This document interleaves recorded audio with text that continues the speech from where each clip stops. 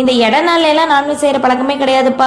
Mostly வந்து சண்டேவோட non veg செஞ்சு முடிச்சுக்கிடுவோம். இந்த வாட்டி சண்டே மீன் வாங்கிட்டு வரும்போது வந்து நிறைய மீன் வாங்கிட்டு வந்துட்டாங்க. சரின்னு சொல்லிட்டு கொஞ்சமாக மட்டும் மீன் எடுத்து குழம்பு வச்சுட்டு கொஞ்சம் நிறைய மீனை எடுத்து வச்சுட்டேன். அடுத்த நாள் நைட் டின்னருக்கு ரசம் வச்சு மீன் வறுவல் செஞ்சுக்கலாம் அப்படின்னு சொல்லிட்டு. ஏன்னா எனக்கும் சாப்பிடும் போல இருந்துச்சா. அம்மா வீட்டில் இருக்கும் போதுல எப்படி வாரத்துக்கு ஒரு நாள் அப்போ வந்து சாப்பாடு ரசம் மட்டும் வச்சிருங்க, கடையில் மீன் வறுவல் வாங்கிட்டு வந்துடுன்னு சொல்லிடுவாரு. அந்த மாதிரிலாம் வந்து அப்போல்லாம் வந்து வாங்கி வாங்கி கொடுப்பாரு. பட் ஆனால் இப்போ வந்து எதுக்குமே வந்து வழி கிடையாது கடையில் வாங்குறதுக்கு. எதுனாலும் வீட்டில் சமைச்சு தான் ஆகணும். ஏன்னா பசங்களுக்கு வந்து கடையில் வாங்கி கொடுக்க மாட்டோம். சரி எங்கள் 2 பேருக்கு தானே அவங்களோட சேர்த்து சமைச்சிருவேன்னு சொல்லிட்டு சமைச்சிருவேன் எல்லா நாளுமே. இந்த சங்கரா மீனும் காரப்பொடி மீன் தான் வாங்கிட்டு வந்திருந்தாங்க. ரீசெண்டாக இந்த காரப்பொடி மீன் வந்து எனக்கு ரொம்ப பிடிச்சிருச்சுப்பா. இதை வறுத்து சாப்பிடும்போது செம்ம டேஸ்ட்டாக இருந்துச்சு. அப்புறம் எல்லாமே ரெடி பண்ணி பொரிச்சு முடிச்சுட்டு இந்த தோசை தவால மீன் பொரிச்சு என்ன இருக்கும் பாருங்க, அதில் வந்து இந்த சாப்பாட்டை பரட்டி சாப்பிட்றது வந்து எனக்கு சின்ன வயசுலேருந்தே ரொம்ப ரொம்ப பிடிக்கும். எங்கள் ஆத்தா பழக்கி விட்ட ஒரு விஷயம் தான். உங்களுக்கு இந்த மாதிரி சாப்பிட பிடிக்குமான்னு சொல்லி கமெண்ட்டில் சொல்லுங்கள். அண்ட் ரசம், மீன் வறுவல், மீன் சாப்பாடுலாம் வச்சு சூப்பராக டின்னர் முடிச்சாச்சு. அவ்வளோதான். பாய்.